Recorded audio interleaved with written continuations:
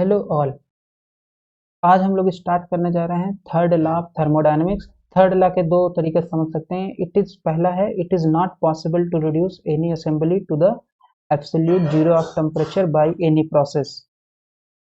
किसी भी असेंबली को जीरो टेम्परेचर पर रिड्यूस नहीं किया जा सकता है। ये एक आइडियलाइज्ड चीज है। जो T is equal to zero है वो एक आइडियलाइज्ड टेम्परेचर है। However idealized in a finite number of operation. आप इसको आइडियल मान सकते हो लेकिन ये प्रैक्टिकली पॉसिबल नहीं है। तो ये पहला statement.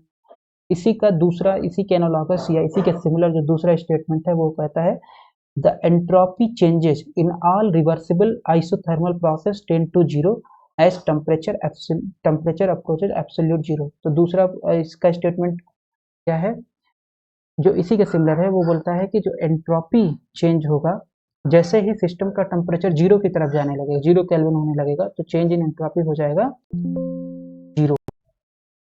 The entropy changes in all reversible isothermal process tend to zero as temperature approaches absolute zero. ठीक है, तो मैथमेटिकली अगर हम इसको देखें तो इसका मैथमेटिकली क्या हो जाएगा? Limit T going to zero change in entropy goes to zero. इसको बोलते हैं Nernst heat theorem. The unattainability of absolute zero. ऐसा क्यों है कि हम एब्सोल्यूट जीरो को अटेन नहीं कर सकते या ऑब्टेन नहीं कर सकते? उसका क्या रीजन है उसको हम देख लेते हैं। Let us assume that we can operate a Carnot engine between zero and T kelvin. Suppose हम मान लेते हैं कि हमारे पास एक कार्नो इंजन है जो जीरो पे और टी केल्विन पे काम कर रहा है।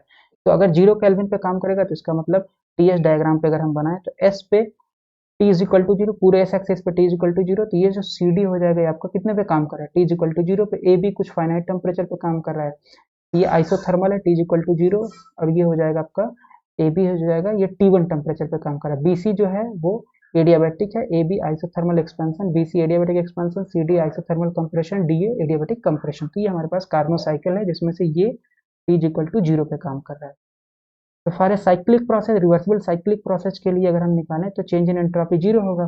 तो डेल्टा एस बराबर delta S A B plus delta S B C plus delta S C D plus delta S D A. ये पूरा हो जाएगा। लेकिन राइट, डेल्टा एस हो जाएगा ये पूरा प्लस प्लस ये प्लस ये प्लस ये। लेकिन बी सी और डी ए में क्योंकि चेंज नहीं हो रहा है, ये एडियाबैटिक प्रोसेस है, तो बी सी और डी ए में ये जीरो हो जाएगा। तो बी सी और डी ए में जीरो हो जाएगा। लेकिन सी डी प्रोसेस में जो होगा वो अगर हम थर्ड लॉ ऑफ थर्मोडायनेमिक्स लेंगे सी डी प्रोसेस में, क्योंकि T is equal to zero है यहाँ पे सी डी प्रोसेस में, जब T is equal to zero तो एंट्रोपी भी इसमें चेंज जीरो होगा। तो सी डी प्रोसेस में चेंज इन एंट्रोपी जीरो हो गया। तो डी ए प्रोसेस में भी जीरो हो गया। लेकिन ए बी प्रोसेस में हमारे पास होगा तो ए बी प्रोसेस में क्यू बाई टी हो जाएगा। तो चेंज इन एंट्रोपी टोटल निकलेगा इस पूरे साइकिल में क्यू बाई टी। तो delta S is equal to Q by T जो कि नॉन जीरो है। लेकिन क्योंकि ये पूरा रिवर्सिबल साइकिल पे आना चाहिए कितना? जीरो आना चाहिए, और आ रहा है q by t. So this contradicts equation 1 or second law of thermodynamics. Hence, we cannot operate a Carnot engine at absolute zero and at some finite temperature. Therefore, it is not possible to attain absolute zero. क्योंकि ये second law of thermodynamics को contradict करता है, की वजह से हमें t is equal to zero पाना पॉसिबल नहीं।